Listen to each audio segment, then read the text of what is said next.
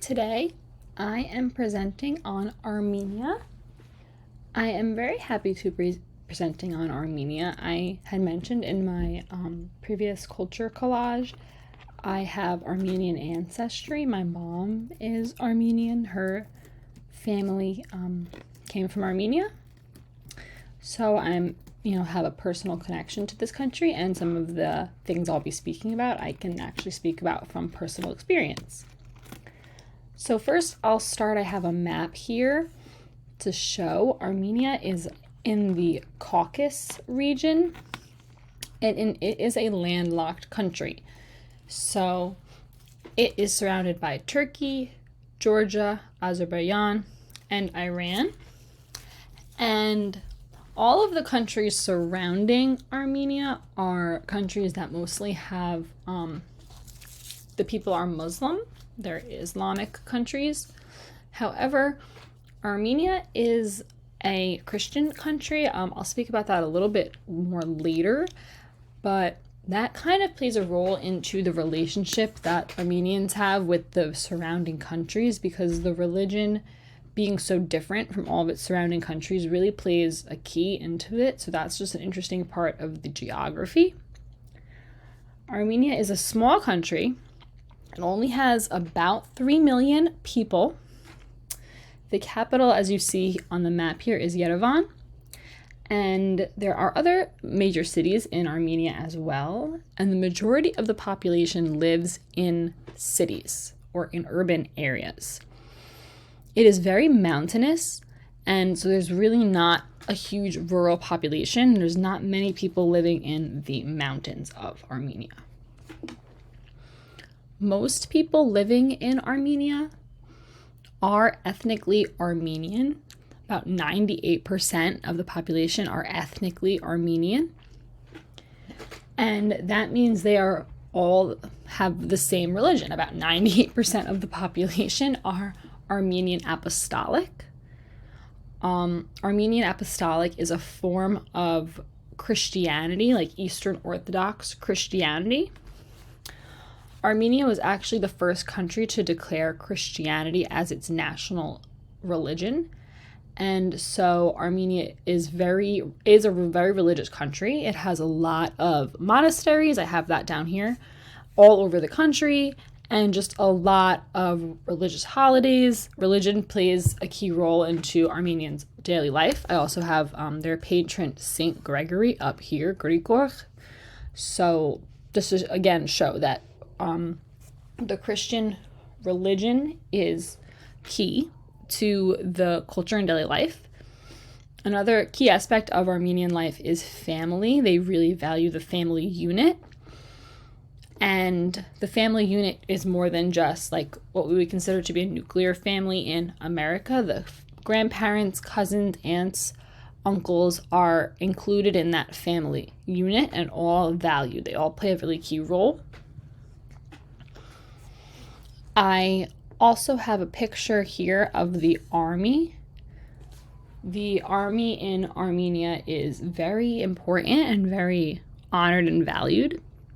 Every citizen has to actually complete 2 years of military service. They all have to serve in the military. They may not all, see combat necessarily, but they all have to serve in some way or another. And there is actually a national holiday, an Armenian Army Day, which honors the military and the service that people have taken, right? Because everyone takes that service. And Armenia, like I had mentioned, there is conflict with other countries surrounding it. I'll talk later about conflicts that Armenia has had with Turkey, but Armenia also has conflict with this country, Azerbaijan. There has been lots of conflict in the past, 100 or so years between Armenia and Azerbaijan over a land dispute. Nagorno-Karabakh is a region which they both argue about who has claim to this region. And there is currently a conflict going on now. You might even be hearing it in the news that there's issues going on right now and there is a war. So the military plays a key role because Armenia rarely sees peace And so they do rely heavily on their military, which is why I have that here. Speaking now about some of the conflicts that Armenia has had with Turkey. Over 100 years ago, in 1915, there was actually a genocide where a lot of the Armenian population in Turkey were expelled from the region, were killed, were sent on marches, and that has caused a diaspora of the Armenian people as well. So Armenia used to be a larger country. It was called United Armenia or Greater Armenia. And with the rise of the Ottoman Empire in the early 1900s, Armenia was kind of whittled away. And so there were towns and villages in Turkey which were all Armenian people. And so they were practicing Armenian Christianity, Armenian Apostolicism. And so in 1915, Turkey did not want any more Armenian Christians living in the region. There were about 1.5 million Armenians living in Turkey at the time. And in 1915, some of them were immediately killed. Men mostly were considered threats, military threats, and were killed. And women, families, children, older adults were expelled from Turkey and sent on marches, mostly like into the desert of Syria. And so of the 1.5 million people living in the region, approximately 1 million or 75% of them were killed. Those that were able to survive then took refuge mostly in Syria. And so Syria does have a Armenian population, as well as other Middle Eastern countries. Lebanon and Israel too also have Armenian populations. And there's also a diaspora of Armenians in France. Like a lot of them left Syria and went to France, or they went to Canada, the United States, or Russia. So in the United States, cities like LA and Boston have really large Armenian populations, and also other places too. Paris, Russia have a large population as a result of the genocide. There is a huge diaspora. There are more Armenians living outside of Armenia than are living in Armenia. So I also have this symbol here, which is a pomegranate. Pomegranates were once representative of fertility, but since the genocide, they have now become symbolic of the rebirth of the Armenian people and the regrowth of the Armenian people. We bounced back. So that is why I have the pomegranate here as well, and as you see, it's kind of in the colors of the flag. Education in Armenia is different from our education here in the United States because they have optional vocational schooling. They do go to school for 12 years, from about, the age of 6 to 18, similar to us.